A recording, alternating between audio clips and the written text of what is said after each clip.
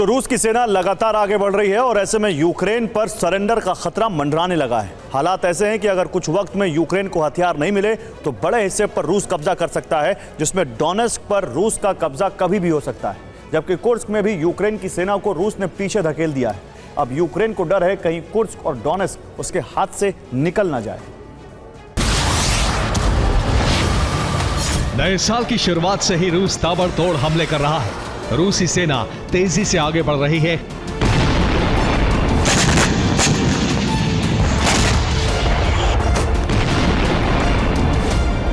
कई इलाकों से यूक्रेनी सैनिक पोस्ट छोड़कर भाग रहे हैं। यूक्रेनी सेना का मनोबल गिर रहा है। ऐसा क्यों हो रहा है? इसके पीछे की वजह समझिए।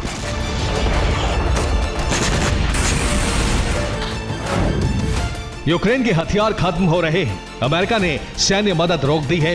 कई नेटो देश हथियार देने से पीछे हट रहे हैं। घर बैठे अच्छा मुनाफा कमाना सब चाहते हैं। कैंडल मेकिंग बिजनेस से ये सपना पूरा करें। जानने के लिए फ्रीडम ऐप डाउनलोड करें। यूक्रेनी सैनिक थक चुके हैं। रूस के हमले लगातार बढ़ रहे हैं। कई हिस्सों पर रूस का कब्जा हो चुका है।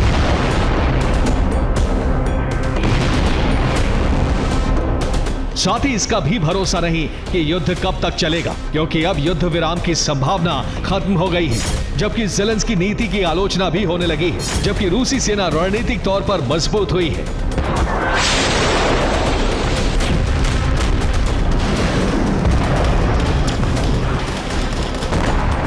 अब सवाल उठ रहा है, क्या कुर्स्क यूक्रेन के हाथ से चला जाएगा? क्या संपूर्ण डोनेस्क पर रूस का कब्जा हो जाएगा? अगर ऐसा हुआ तो यूक्रेन की हार सिर्फ एक कदम दूर रह जाएगी।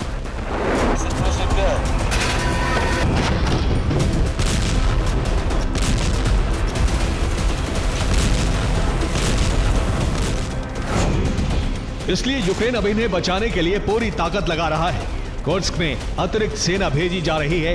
डोनेस्क में भी उसने टैंक बटालियन भेजी है।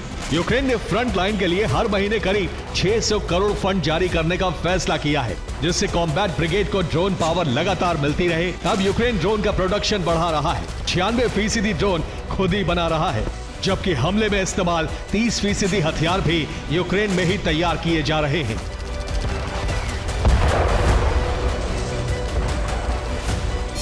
सेना युद्ध में टिकी रहे, इसके लिए ज़ेलेंस्की नई रणनीति बना रहे हैं। इसके लिए ज़ेलेंस्की ने सेना के टॉप कमांडर्स और कैबिनेट के साथ मीटिंग की, जिसमें कई फैसले लिए गए।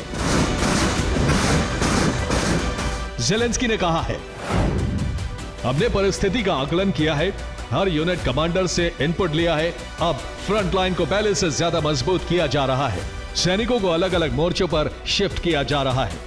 साथ ही ज्यादा से ज्यादा हथियार मंगाए जा रहे हैं, जिसमें नेटो ने सहयोग का आश्वासन दिया है।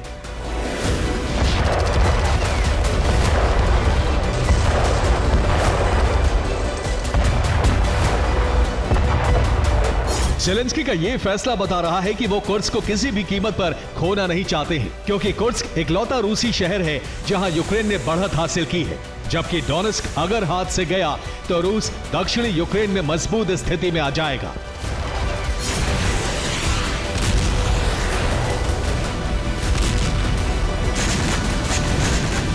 यूक्रेन के लिए लगातार स्थिति गंभीर होती जा रही है, क्योंकि दक्षिणी डोनेस्क में रूस करीब करीब कब्जा कर चुका है। तीन तरफ से डोनेस्क में रूसी सेना आगे बढ़ रही है।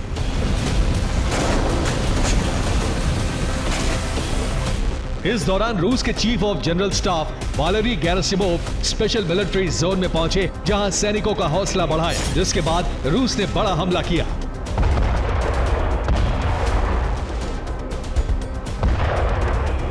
अब रूस की सेना पोक्रोवस्क में ग्रे जोन को बढ़ा रही है, जिससे यूक्रेनी सेना को घेरा जा सके। इसी तरह के हालात टोरेस्क और कुराखोव में भी बने हुए हैं। अब डोनेस्क में यूक्रेन के पास पीछे हटने के अलावा कोई दूसरा रास्ता नहीं बचा है।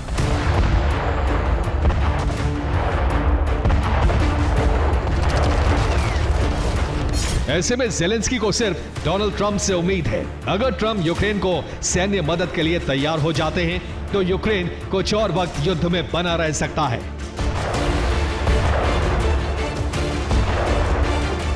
Bureau report, TV9 Bharatvarsh.